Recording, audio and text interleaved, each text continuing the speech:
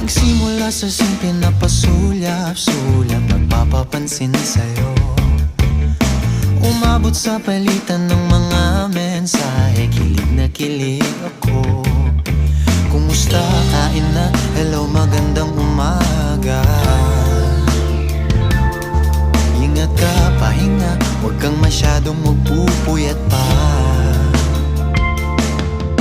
Naramdaman ng puso na dahan